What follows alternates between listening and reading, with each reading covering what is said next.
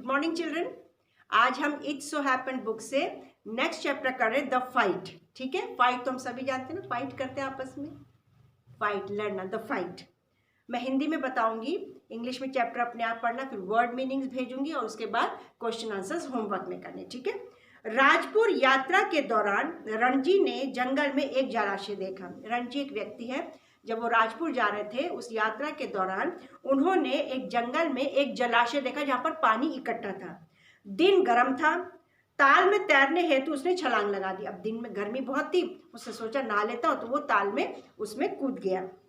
रणजी का कोई मित्र नहीं था, इस कारण वो अकेला ही घूमता फिरता था। एक छोटी नदी चट्टानों से निकलकर आती थी और ताल को भर देती थी।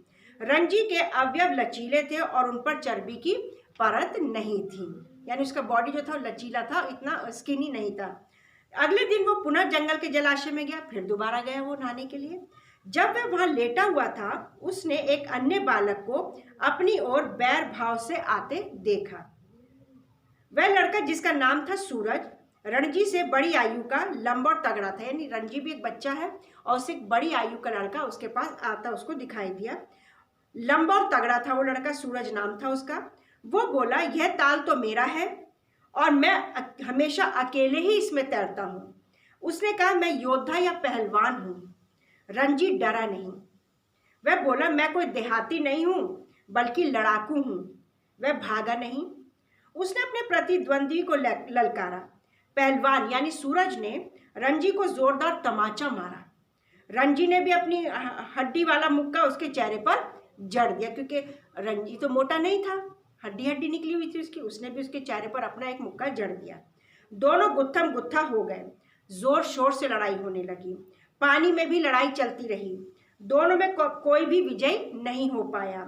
सूरज ने लड़ाई अगले दिन तक के लिए टाल दी। सूरज ने कहा, ठीक है अब शाम हो गई, अगले दिन हम फिर लड़ेंगे। रणजी ने वचन दिया कि मैं लड़ने को तैयार होकर कल फिर आऊंगा। उसके चेहरे, पैरों और बाजुओं पर घायल हो चुका था, निशान थे घायल के, चोट के। उस शाम वह बाजार गया, वहां जलेबी खाई और लेमन सोडा पिया रणजी ने। तभी उसे अपना प्रतिद्वंदी दिखाई दिया जो सड़क पर उसकी ओर आ रहा था। दोनों ने एक दूसरे को क्रोध से देखा, गुस्से से देखा। रणजी कमजोर और सुस्त महसूस कर रहा था, क्योंकि यह पिछले दिन की गुत्थम गुत्थी का परिणाम था। पर वह चुनौती से पीछे हटने वाला नहीं था। वह जानता था कि वह सूरज से कमजोर है, पर उसने पराजय स्वीकार नहीं की।